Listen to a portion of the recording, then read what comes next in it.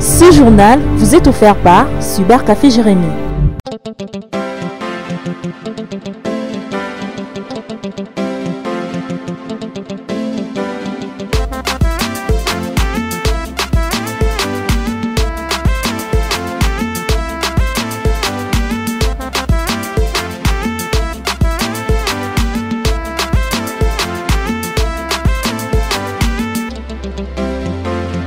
Mbote bandeko balandi eza esengo mingi ya kolanda magazine potentialité plus mokolo lelo eza ngai soda ya potentialité plus Jonathan Landa aponami pona ko présenter bino magazine mokolo lelo. Alors sans plus tarder au sommet ezonga kibongo na elengesa Peter Kazadi asengi kimia na baike mboka o bauti na kamutu Paul Kagame mokonzi ekolo Rwanda ye penda aza mobomi ya makilebele.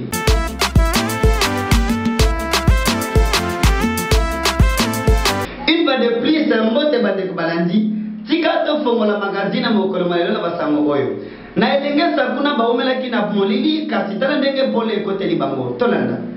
Après bambula ebele sans éclairage bana makala na quartier Mabulude baza ko sepela parce que awa butu balolaka te insécurité na insécurité neti ya koloka pes oyo nde koma ndaku na bango kasi lokola papa ekolo Congo Fachi Beto azalaka na souci ya population na ye ayebi na koinstalle éclairage public pour que population pe batu nyonso oyo batikaka na coin oyo base sentir na sécurité totale.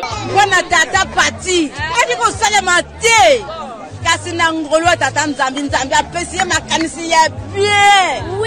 Tumwini plenty en tout cas tata nzambi asunga ye azongisa ye zieni bongo biso tosengi kaka na yema ya Fachi Beton ya ko continuer côté d'éclairage public oyo partout donc na 24 communes nyonso ya ville province ya Kinshasa ya Solo et si makande boye mokonzi oyo azali kotala vraiment population na ye malamu ya kokamwa epesi pasi kuna na ekolo Rwanda litangi moke bimi pona mokonzi ekolo Rwanda ye pena za assassin sans frontières tolanda. Epesi pasi penza mingi mwana Kongo tunanga nini awa penza toko pesa tatoyo kombo mokonzi ekolo Rwanda Paul Kagame assassin sans frontières kasi ya kokamwa depuis plus de 30 ans aza obsédé pe azala lokoso ya mokonzi kasi depuis plus de 30 ans mokonzi ekolo Rwanda azosala ba violence ebele ya kobakisa eza te Paul Kagame to bakiselaka ye assassin sans frontières yalingaka kotangisa makila ya bainosa kasi na bamboka misusu oyo ye alingi kozwa na lokoso kasi soko otali malamu pembeni na ye bato ebele bazalaka nzinga na ye bamisusu bazwa bapoison bamisusu bakota baboloko ebele mpe bakufa yango mokonzi ya mboka Félix Antoine Tshisekedi Tshilombo bakisalaka ye beteur mais elongo na magazine na potentialité plus tofongoleli dossier madinga meso ti bakoyoka awi. Peter Kazadi ye aza kosenga penza kimia na baike mboka oyo baumeli na kati ya pasi na kwa mutu tolanda. Mwana mama autaki bongo nde na mboka ya Brazzaville pona kosolola na masolo oyo etali ekolo Congo wana nde nani eza Peter Kazadi oyo ye pena azomema pena sango ya kimia pona baike mboka oyo bauti na kwa mutu ya solo mwana mama esengeli koyeba ete Peter Kazadi oyo aza membre ya Union des démocrates pour le progrès social azalaki bongo na Brazzaville kasi na maloba na ye asengeli bango kimia ya tata nzambe pamba te alobi ete aza na nsima ya mokonzi ya mboka mpe azokokabola pasi elongo na bango yango dosie oyo esengeli molimo na nzambe mpe nzambe akota dosie oyo pamba te baike mboka pena bakosilaka o ekei wana nde tokokomaka na mwa oyo baike mboka to bana esime dimate basalaka mimeka na bango kasi nini babongisi biso na rejeto na badetail na commentaire mpe lema oyo. Dans quelques jours, il y a une épreuve, il y a hors session, il y a examen d'État édition 2022-2023. Bah, apparemment, il y a élèves finalistes Kuna Nakasai, bah, dénoncé, bon, Matissifré, de participation kuna na Kamonia. Kasi ba parents balobi mutu azali à la base ezande chef ya établissement ya sous-division ya Kamonia. Ba comparé par rapport na année passée kasi ya tour oyo eleki. Au lieu de 65 000 francs et commis na 100 000 francs. Misusu kutu ti na 120 000 francs congolais.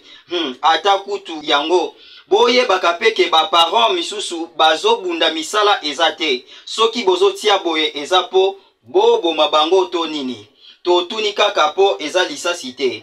Ministre ya EPST tale la biso makambu oyo. To yebite soki chef ya établissement ya sous-division ya Mokanya a komisi ba parents ya ba finaliste oyo bilanga na yeto nini. Ekeyo. Likambu ya kuluna na Kinshasa atolebela nini lisusu kasi awandeza phénomène shopisho na ba américain tona da détail pe commentaire na ile maoyo.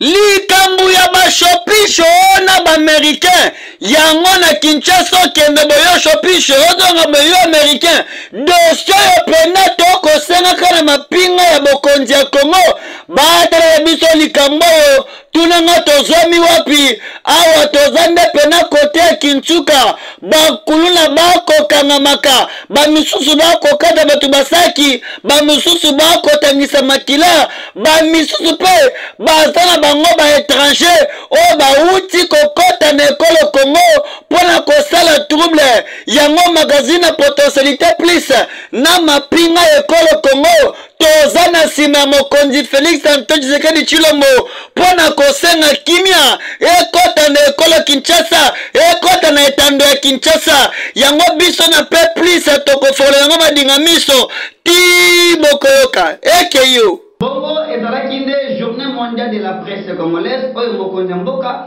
akosolola na baike mboka tolanda.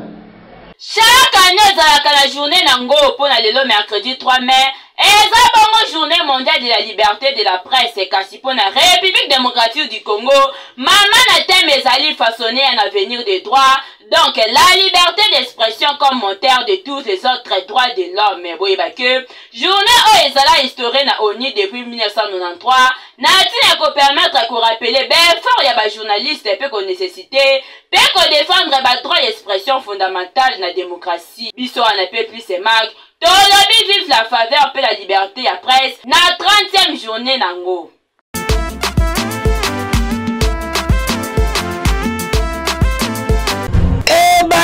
Bandi ba inscription na ba centre de formation canadien na ba stage organisé et pas d'entreprise canadien ndeko nanga kokamwa une année de formation na Canada na 2 ans ya stage rémunéré nyonso na Canada kokamwa na Cyber Café Jérémy spécialiste en immigration canadien oza mobimba na Canada Québec et Toronto na bamboka misusu na $100 ya pamba pour na inscription na ba centre canadien et bongo tunanga nini ya kokomo ezete batu ya mitema malamu bazangi te na $10 pour le service de recrutement et pas ba entreprise ya Canada.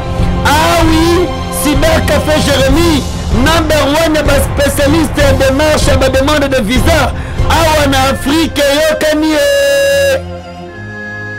totala na ngambu ya Université pédagogique nationale kuna insalubrité nde et après kamakasi tolani awa tozali na rond-point Ipene précisément na commune ya Ngaliema kasi ndenge bozali komona rond-point oyo boyokaka Ipene awa ezalaki na buffet d'artifice ba jet de lumière pe ba piscine artificielle kasi ya passe pe mawe ezake komona yango na 2023 na eta oyo ezali ezopesa esengo ata mokie te ba usager ya place oyo na batu batekaka awa pe ba jeune ya coin oyo bazali vraiment komi tout na rond-point Ipene koki kozala abandonné boye te yoka bango ndenge bakabolaki makanisi na bango na micro ya P plus mag na obasaiza lo wa basena ba esthétique do ba batu mofo ba bandela ye bazongisa courant na forage assez normal kwani ni maya zonga na est-ce que rond-point ni za la esthétique ka ya pamba bu mai bimake eza rond-point ka ba obasala ba bandela kubongisa ro nini pompi wana po mai nini esa ni ndo bima banda ba meka mbala mo ba fongola tileno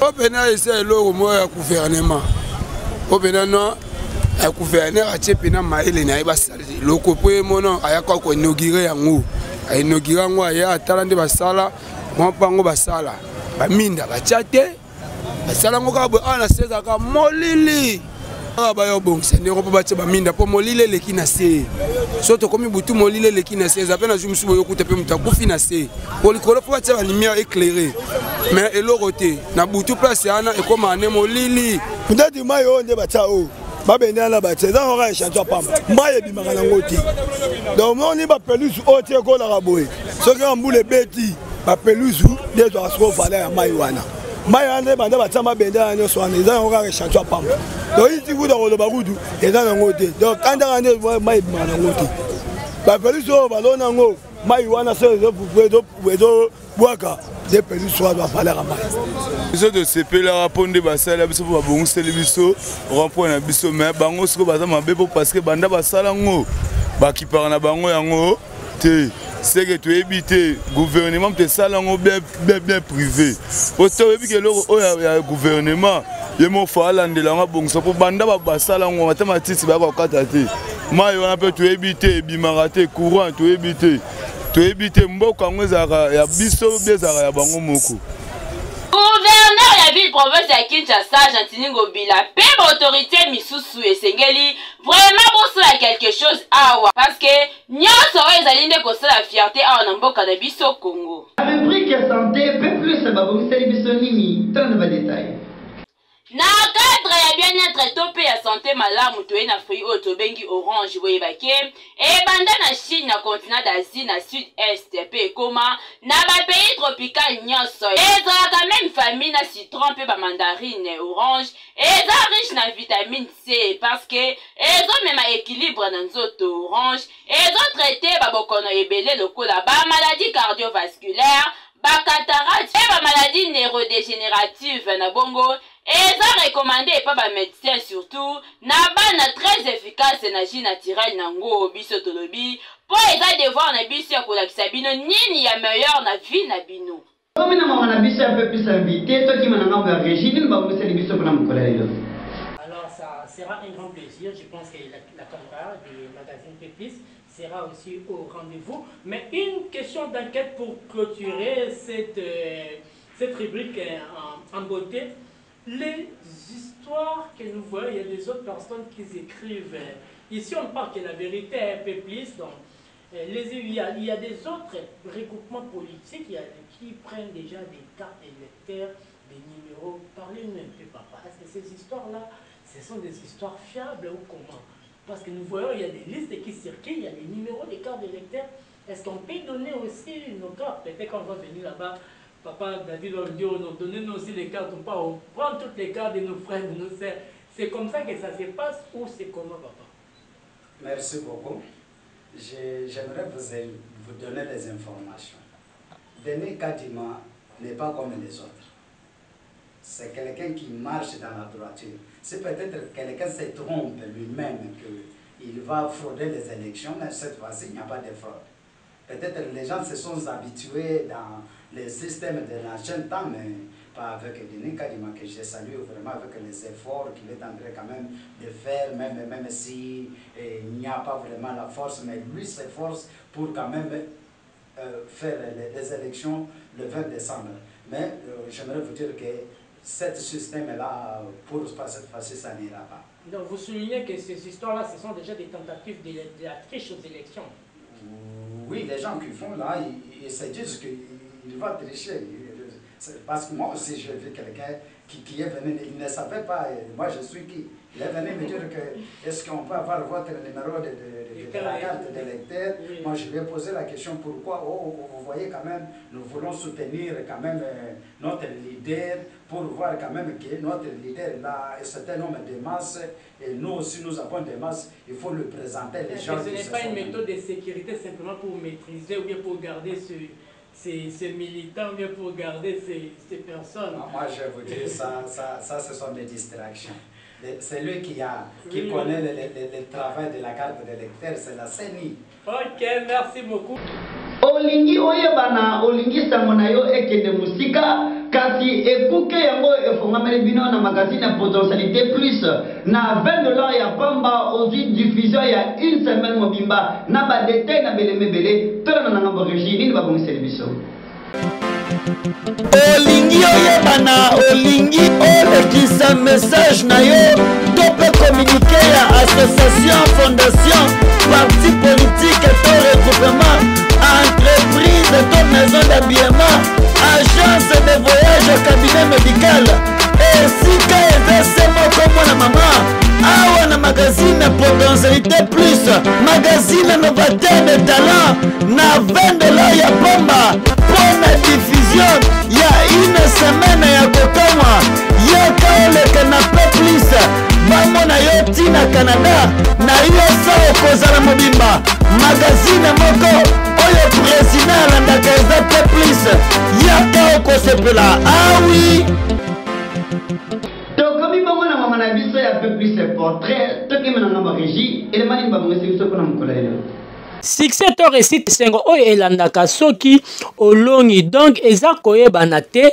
mais succès eza accomplissement ya objectif to mission moko succès ezalaka wapi le succès to pe réussite ezalaka partout même soki batiki na mangengenge atako na front de guerre le succès est possible kuna mais esengeli kofongola misu pona omona ba opportunité oyo esengeli pona yo enfin tango okokokisa besoin to pe mission ya environnement na yo wana nde succès to pe réussite donc pona o succès esengeli oyeba na mokili mobimba te parce que okoki oyeba na pe mokili mobimba na ndenge mabe mais esengeli o atteindre ba objectif o atteindre mission moko songolo pakala oyo moko mikie par rapport ya environnement na yo ya kosimba eza ete que le succès eza produit ya musala to pe ya travail kasi esengeli kobakisa que le travail eza réflexion muntu oyo a réfléchir malamu va bien travailler donc musala ebandaka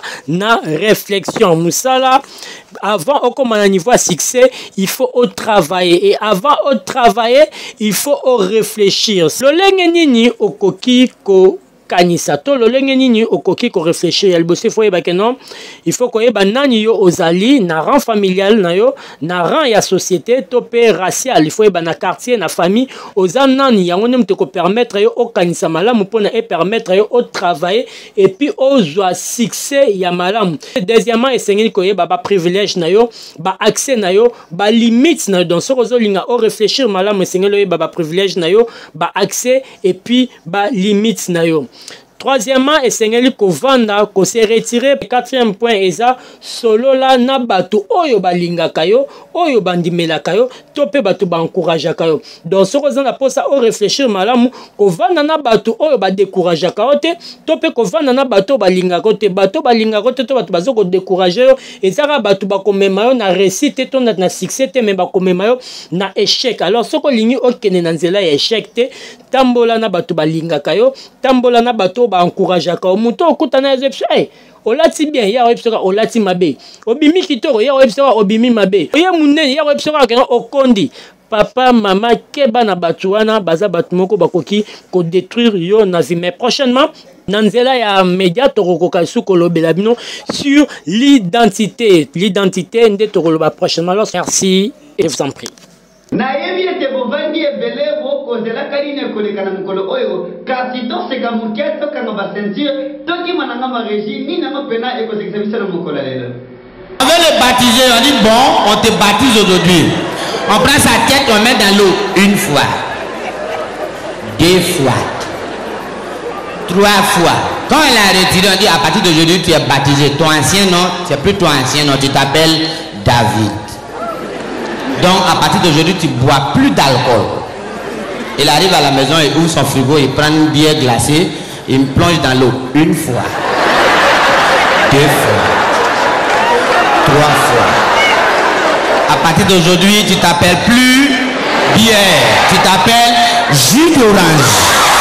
Et la kisi bongo keto comme na suka magazine mokolelo Ce qui est CPL 5 minutes, merci. Na équipe technique et rédactionnelle Mokwalelo, sans oublier Cybercafé Jérémy, où est un sponsor officiel à magazine Potentialité Plus.